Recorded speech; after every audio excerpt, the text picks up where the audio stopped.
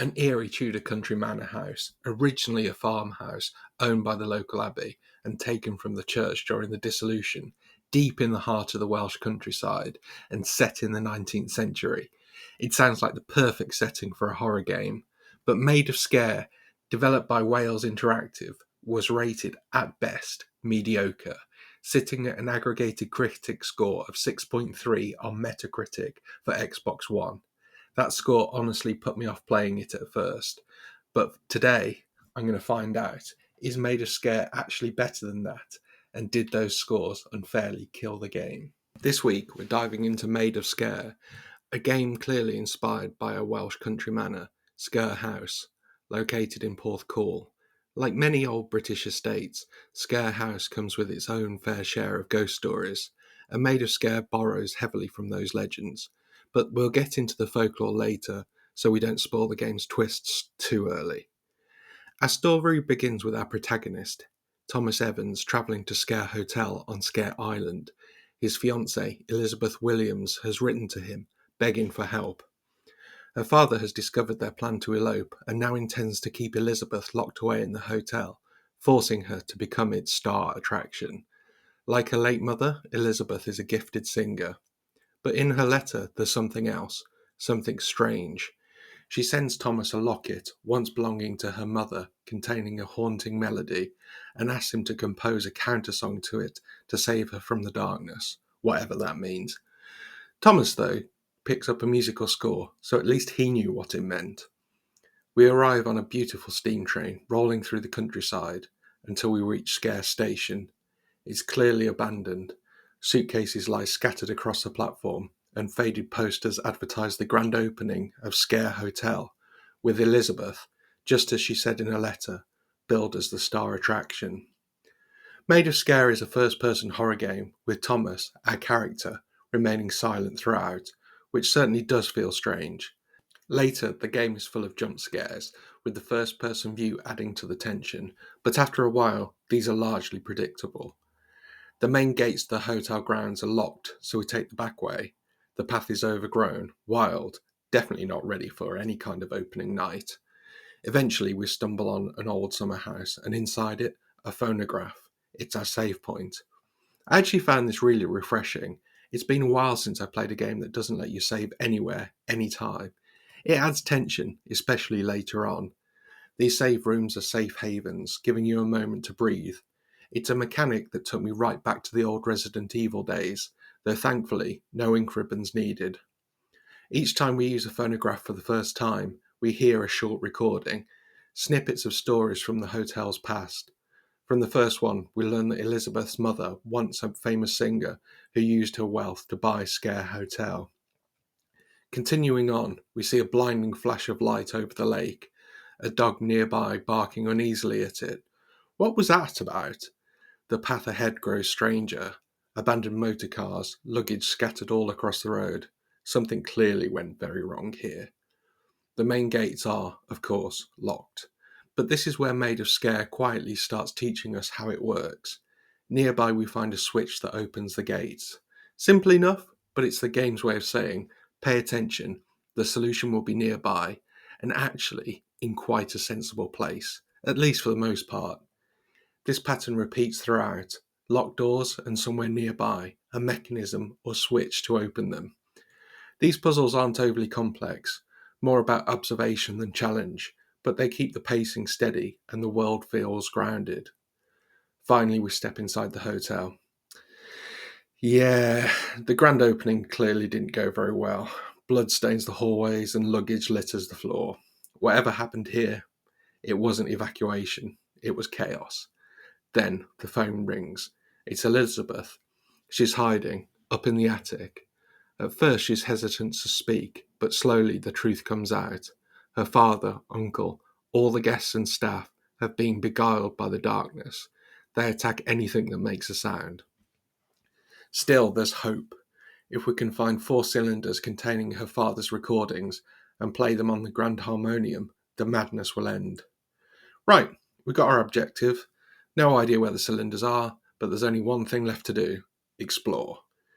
Setting off, there's no sign yet of the hotel's twisted inhabitants. So far, so good. We start exploring the corridors that are still accessible. Each door has an oversized plaque showing exactly which keys you'll need to open it, instantly reminding me of classic survivor horror game. The map fills in as we explore, and finding map collectibles reveal larger areas. Locked doors and blocked corridors are neatly updated on the map. Very Silent Hill. And that's the kind of thing with Maid of Sker. It's not doing anything wrong. In fact, a lot of it feels comforting if you grow up on these kinds of games, but it also doesn't reinvent the genre either. It's content to walk familiar ground. Very much if it's not broke, don't fix it. We find another phonograph, and above it hangs a foreboding portrait of Isaac Williams, Elizabeth's father. He's going to be important later on, so take him in. The recording we find here is of Elizabeth practicing her singing under her father's watchful eye. A dog barks in the background, and Isaac clearly isn't happy about it. Could this be the same dog we've been seeing outside? A little further on, we come to a door that's locked by what looks like a Kraken key. We don't have this key, and somebody bangs on the other side. It's Henry Hughes, a fellow composer. We try to break down the door, but it's of no use. Moments later, we hear him dragged away, screaming. So that's not a particularly good start, is it? We enter what looks like a chapel. Looks like religion is taken pretty seriously here. Good news though, we've found the first cylinder, attached to a chair with sound horns attached right at head height, fitted with restraints. Yeah, this doesn't look good, does it?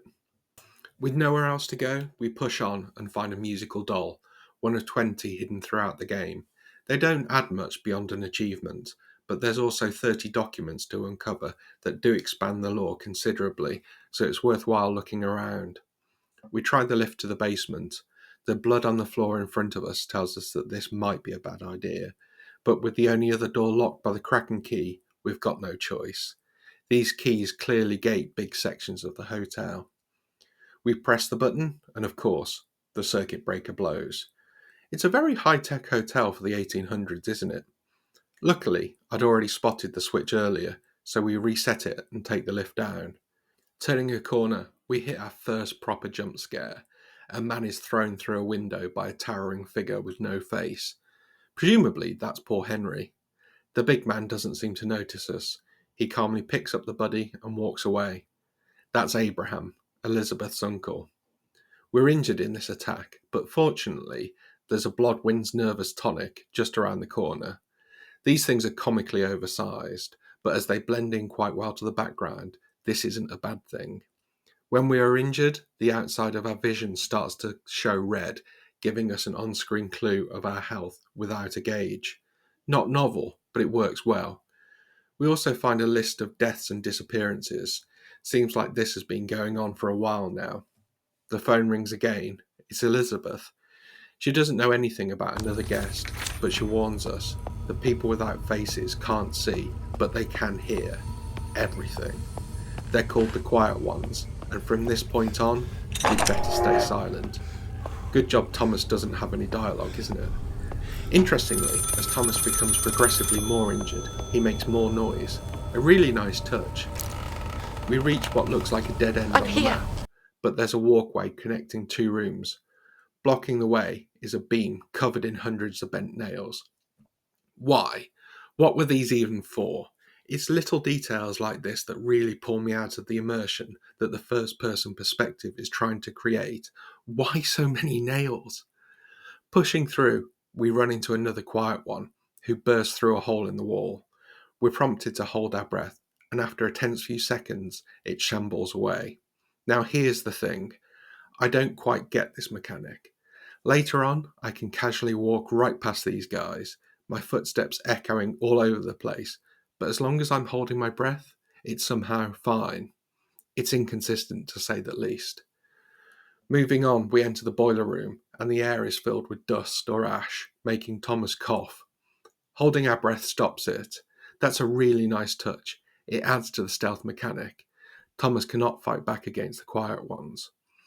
This nice touch, though, gets old incredibly quickly. Inside one of the boilers, we find what's left of Henry Hughes's belongings.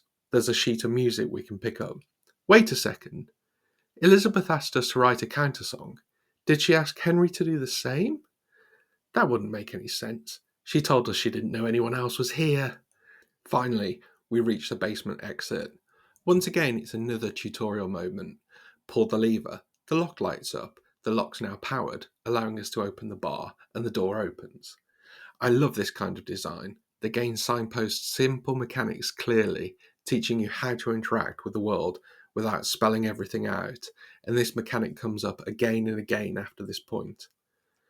We finally make it outside, and it's already dark. I swear I wasn't that slow inside the house. In the distance, we spot our first quiet one out in the open. These guys tend to patrol set routes, so it's worth taking a moment to watch their patterns before sneaking past. There's even an achievement for finishing the game without ever getting hit. Annoying, sure, but totally doable if you're patient. While sneaking around, we find a letter hinting that the Williams family were behind the missing ships around Sker Island. Were they wreckers? It mentions a Jebediah Williams, a name we haven't heard before. Maybe Elizabeth's grandfather? It's one of those moments where the story starts to hint at a much darker family legacy. A bit further along, we see the dog again. Still not sure what its deal is, and checking in where it came from, I stumble across an incredibly well-hidden whale statue. No real reason for it to exist, other than a few precious achievement points, of course.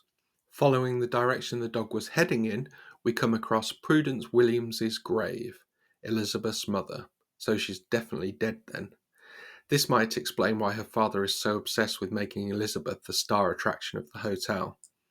Then comes one of the game's most unsettling moments. Thomas is hiding behind the gravestone. It's genuinely nerve-wracking. Peeking over, we see Isaac Williams, Elizabeth's father, staring straight at us, or at least pointing his faceless head in our direction. Thomas panics, runs, and the ground collapses beneath him. We tumble down into a deep grave that turns out to lead into a labyrinth of catacombs. A huge rock has stabbed Thomas straight through the wrist, and he just casually pulls it out. Where was this brave Thomas 2 minutes ago? If he'd been that tough then, maybe we wouldn't be in this mess. Pushing through the cave system, we spot a strange light again, this time trapped inside a cage. What is that thing? Scattered around is debris from the HMS Providence, along with an account of the ship's discovery. There's no outright mention that it was wrecked on purpose, but we learn that the ship was transporting a siren, which was brought ashore. The siren was then used to lure other ships onto the rocks around Sker Island, confirming it at last. The Williams family were wreckers. Further in, we reach an abandoned mine. A nearby switch moves the minecart along its tracks, opening up our path. Again, this is what Maid of Sker does so well. Subtle signposting. Nothing forces us to use the switch, but it's perfectly placed to catch the player's attention. Rounding the corner, we hit a tougher setup. Two quiet ones. One is patrolling, the other's blocking the door. The lock gate needs two switches powered up, and we can tell by the two light bulbs above it. One switch is simple enough to reach, providing we avoid the patrol. The other one is trickier, sitting right beside the stationary enemy. But then we spot another minecart switch, just like before, right in the middle of the room. If it worked once, maybe it'll work again. Sure enough, a cart slams across the far end of the room, drawing the attention of the quiet ones, letting us slip right behind to flip the second switch. It's nothing too complicated, but this is where the game's level design quietly shines. Clever environmental clues, logic, cause and effect puzzles, and no handle. We can now ride a lift out of the mine, right into a church. A bit weird, right? We find a note, Jebediah's ritual notes. The blessing, douse the follower to cleanse the impurities. The prayer, expose them to its thrall. The exorcism, shield their senses from the song. The rebirth, arise new devotee to the silence. This is dated 1 year after the siren was found. This must be how the quiet ones are inducted into the cult. It's interesting how both Elizabeth's father and uncle now appear to be quiet ones too. Very different to how we saw in the portrait earlier. We open the door to the church by ringing 2 bells. Seems slightly at odds to the silence. Moving through the ruins and into the woods, everything turns red. We peek through the bushes to see Henry Hughes, bound to one of the chairs we saw earlier, being doused in something by Elizabeth's father. Looks like the ritual, but it's definitely not consensual. As a match is about to be dropped on Henry, a quiet one notices us, and Thomas stumbles backwards. We reach a maze-like area with several quiet ones patrolling. Where did they all come from all of a sudden? Getting through this, we reach another summer house, and Elizabeth calls us as soon as we enter. We find out about the dog. It's called Calliope, Elizabeth's mother's dog. We also tell Elizabeth about the ritual being carried out on Henry. She doesn't seem to know much about the ritual. What were they trying to do, she says. Odd? The ritual has been carried out here for 20 years. How does she not know? As we turn to leave, Calliope jumps at the door, then darts off into the night. We follow her to Sker Point, where we find her whimpering in a bear trap. We free her and move on to the only puzzle that really tripped me up for a bit. We come across another ritual chair, this one locked inside a pergola. On the ceiling above, there's a compass, but with only 3 markings, and around the edge, 3 bells. The trick is to ring them in the correct order several times. I won't spoil the sequence, but let's just say I thought I was doing it wrong far too soon each time. When you finally get it right, the mechanism locks, revealing another musical cylinder. So far, things are going pretty well. Heading back towards the house, we find a note. Apparently, Jebediah believed that the siren should be worshipped, while Isaac wanted to control it, to make it sing for his own benefit. Nearby, we discover the only thing in the game that even resembles a weapon, the phonic modulator. It needs special charges, and there are only 11 of them in the entire game. When fired, it sends out a shockwave that stuns the quiet ones, giving Thomas precious seconds to escape. He seems to be immune from the effects himself, which is handy, if a little mysterious. Making our way back to the main house, we enter a large open courtyard, crawling with quiet ones. There's another gate puzzle to solve, and a new hazard, vials of purple vapour. Break one, and it releases a toxic cloud that damages Thomas and makes him cough, which of course attracts every quiet one nearby. The only way through is to hold your breath and move carefully. We finally slip in through the back door into what appears to be a musical theatre. There's a strange fairground-like performance playing on stage, and judging by the number of seats, this must have once been a very popular attraction. Must have been a very different time back then. Suddenly, a quiet one stumbles through the window. On the stage, we spot a locked box inside. We find the Kraken key. It turns out to be essential. This very room can only be unlocked with it. I really like this bit of design. In some games, a key like this could easily be missed, forcing a painful backtrack. But here, the game quietly ensures that you can't progress without it. A small touch that keeps the pacing tight and satisfying. Back in the main sections of the house, and it's clear things have escalated. The reception hall is now full of quiet ones. Time to stay low, stay quiet, and start testing out the Kraken key on all those locked doors we've been walking past. First stop, the room where Henry Hughes was held. Inside, we find a projector, conveniently displaying the locations of the 4 cylinders. 2 we've already got. One's in the basement, and another one is on the 2nd floor. Turns out there's also a beer tap lying on the desk, and a deeply unsettling note from Isaac. Turns out he's been testing the cylinders on people, and he's running out of volunteers. His new plan? Use the staff. At this point, I think I've finally figured out where all the quiet ones have come from, and honestly, I'm starting to doubt that these cylinders are the cure that Elizabeth said they were. Creeping back to the bar, we notice one of the beer pumps is missing its tap, and conveniently enough, we've just found one. Slotting it in, we discover that we can pull the taps, and the big question mark on the map gives away that yes, this is indeed a puzzle. All joking aside, it's a really good one. Across the room there are 4 paintings, each matching one of the beer pump emblems. Pulling the taps in the same order as the painting causes a statue in the main hall to slide aside, revealing a ladder to the next floor. It's clever, well signposted design, just enough mystery to make you feel smart for solving it without breaking the pacing. In the middle of the large room we enter sits a huge model of the hotel, complete with 4 crests, each one missing a piece. Right then, safe bet that the objective of this floor is to track down those pesky missing pieces and unlock the next area. Elizabeth mentions that this floor mainly houses the guest rooms and a library, so that's where we're going to start. In the first room, we find a note from Isaac. Apparently, Elizabeth discovered Jebediah's diaries and has refused to sing for them any longer. Isaac, however, believes he can use the recordings instead, which doesn't sound ominous at all. The next room confirms it. It's Jebediah's own journal, which lies waiting for us, likely the one that Elizabeth found before. In it, he details finding the siren and the power it held over people. On a nearby phonograph, we hear Elizabeth confronting her mother, accusing her of helping cover up the family's crimes.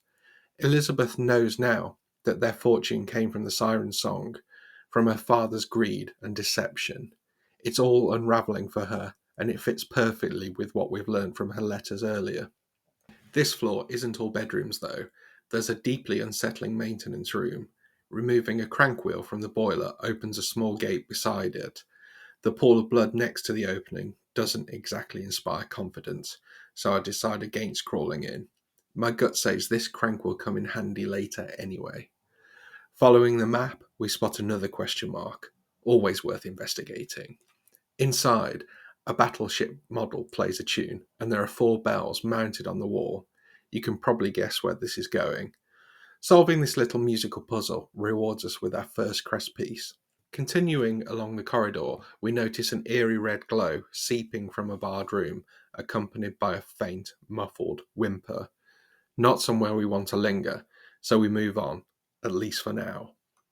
Further ahead, we come to a bedroom patrolled by a quiet one. Experience tells me that anything this well guarded must be worth the risk. Watching its patrol route carefully, we slip inside and discover a disturbing altar of sorts.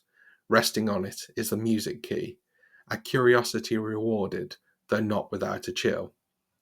Squeezing through a narrow passageway, we find a letter from Isaac to Abraham.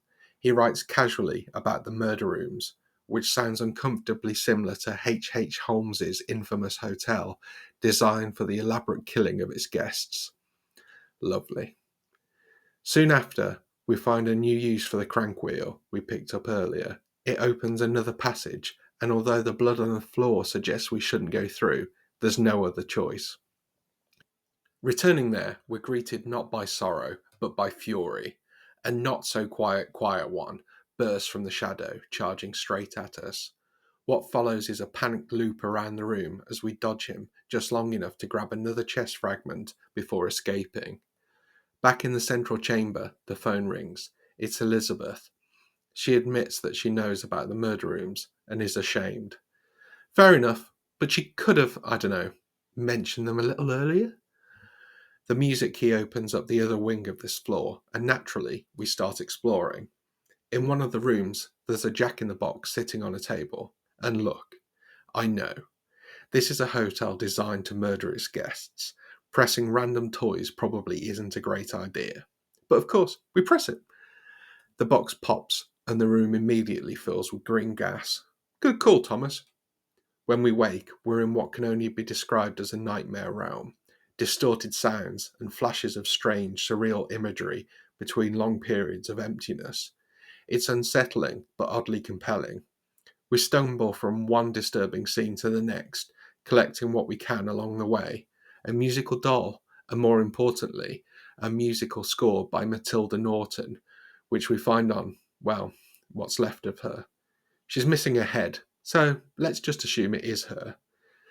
Picking up the score seems to break the illusion, and we're snapped back into reality, free to leave the room.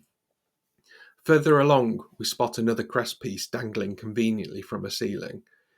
Retrieving it, though, triggers a trapdoor, dropping us onto the damp, claustrophobic pit. As the walls begin to close in, we frantically search the surrounding lockers, and at the last moment find another crank wheel. Slotting it into place opens a hidden door, allowing us to crawl out before we're crushed.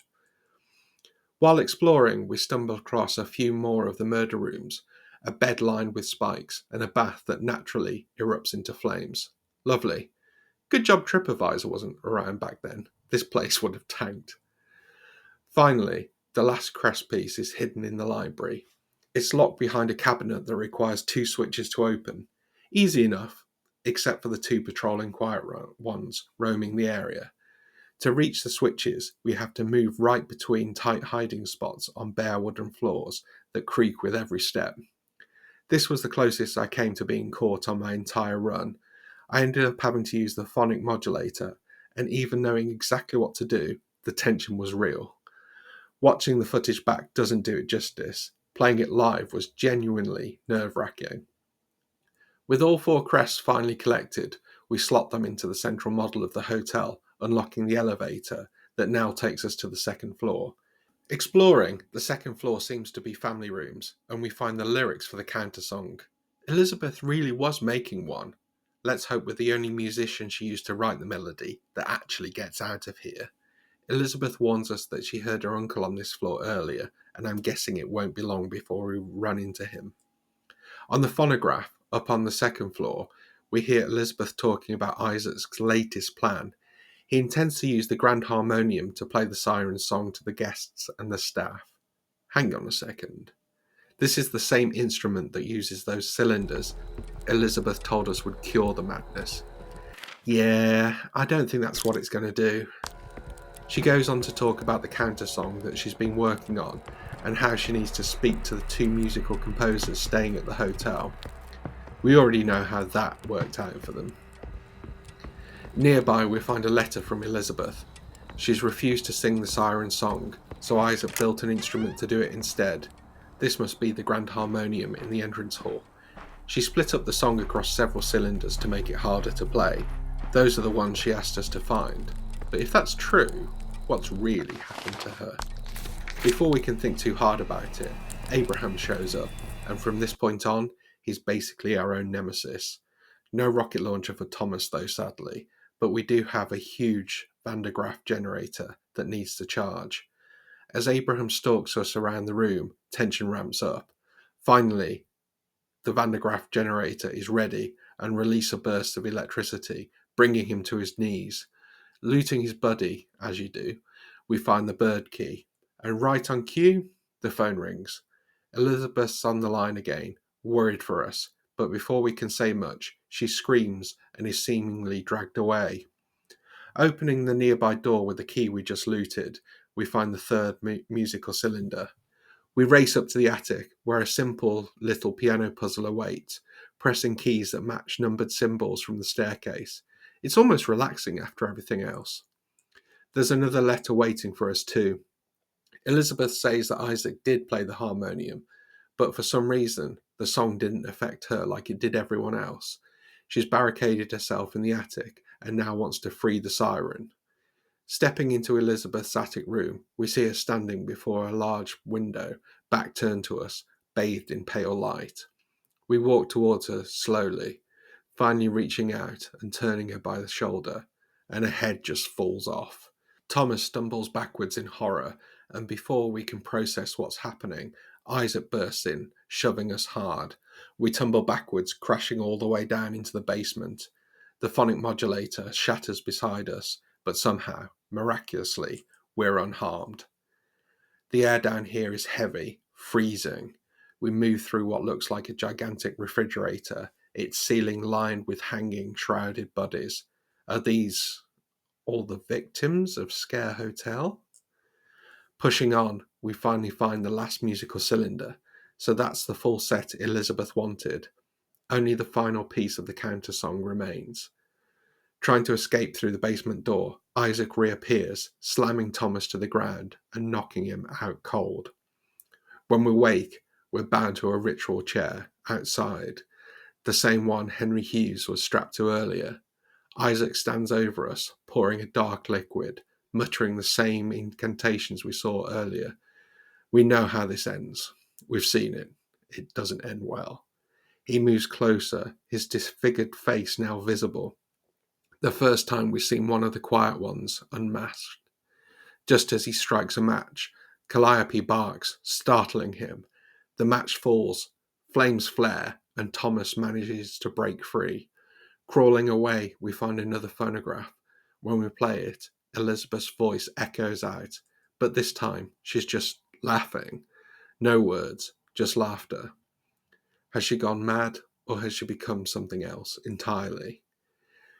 Sneaking through the flames, we climb a ladder and return to the hotel. But this room is unlike anything we've seen before. It's an enormous, open-plan area dominated by what can only be described as an electrical generator. This is a very odd boss fight. There isn't really another way to describe it. Elizabeth's voice comes over the speaker. She's alive, she warns us. Don't move while her father is not playing the piano. The moment his hands leave the keys, freeze. We dash around pulling the now familiar levers while Isaac plays, releasing each of the 4 locks in turn. When the final lock clicks open, we can enter the central chamber. There we place Elizabeth's mother's locket, and then silence. Returning to Isaac, we find him slumped over the piano, passed out, or dead. Hard to say which. Naturally, we loot him because, well, that's what we do, and receive the final key, the crown key. Moving on, we find a drawing. The central hallway is depicted, people bent over, hands clutching their ears. Scrawled across it a chilling question. What have I done? Who played the grand harmonium? Who drew this? Was it Elizabeth or Isaac before he completely succumbed to the madness? We sneak through the chapel using the skull key on that mysterious door we've seen hinted at since the start. Inside, we find the final piece of the countersong, beside the body of poor Arthur Morris. Yeah, he didn't make it. With the last of the composers left. From here, we run through the mines, slipping past the flickering lanterns of the quiet ones and out through the overgrown gardens, finally merging back into the main hall of Sker Hotel. And there she is, Elizabeth, right on cue as always. She wants the cylinders. After everything we've seen, every lie, every half-truth, we know what to do. We ignore Elizabeth and start playing the countersong. The moment the music begins, Elizabeth screams, the melody tears through her, but then she starts to sing along. Her own lyrics, the ones that we found in the nursery upstairs. The harmony rises, shaking the walls, and the harmonium sinks into the caves beneath the hotel. Down below, we finally see her, the siren, still trapped in a cage after all of those decades. Was she the source of all those lights that would fly across the screen? We lower the cage and she's free. But there's another choice. If we hand the cylinders to Elizabeth, she plays the siren song instead. We're entranced, helpless, obeying her every word. The harmonium sinks once again, but this time the siren is destroyed. Elizabeth now controls the song, and with it, she controls the quiet ones. A new reign of terror would begin. I mentioned it right at the start that Maid of Sker is rooted in folklore, and that's true. It's inspired by both legend and literature. One source is a novel by Richard Blackmore, where a fisherman finds a young girl drifting alone on a boat just before a great storm. She's clearly no commoner, and when he takes her in, he starts to believe his fortune will come through her, not unlike the Williams' family's own obsession in the game. The other inspiration comes from Welsh folklore itself. The tale tells of Isaac Williams, who had 2 daughters. One of them, Elizabeth, fell in love with a humble musician named Thomas. Her father, furious at the thought of her marrying beneath their station, locked her away in the attic until she agreed to an arranged marriage. Elizabeth did go through with this marriage, but died after a few short years, many say of a broken heart. Even now, when people visit Sker House, they say a deep sadness hangs in the air. Some swear that they can feel her presence. Poor Elizabeth, still waiting for her musician to come and set her free. I set out to see whether Maid of Sker was unfairly killed before it even had a chance, buried under its mediocre review scores. I'll be honest, I had a hard time with this one. Maid of Sker doesn't break new ground. The story is fairly predictable. The visuals aren't pretty or polished. The enemy AI can be inconsistent. and the jump scares wear pretty thin pretty quickly. Holding your breath through the dust, brilliant the first few times, but it loses its impact after a while. That said, I genuinely enjoyed uncovering the notes and piecing together what was really going on. You lose so much of what Maid of Sker does well if you just rush through it. Some moments were truly frightening. What stood out most for me, though, was the signposting. It was such a joy not to be constantly told what to do. The puzzles were simple, yes, but refreshing. Sometimes I don't want to search for 20 obscure parts scattered around a mansion just to open one door. You can regularly pick up Maid of Sker for around £5, and for that price, it's absolutely worth a look. At its full £25 asking price, it's a harder sell. So after all of that, is the 6.3 aggregate score fair? Honestly, yes it is. But did it show promise? Absolutely.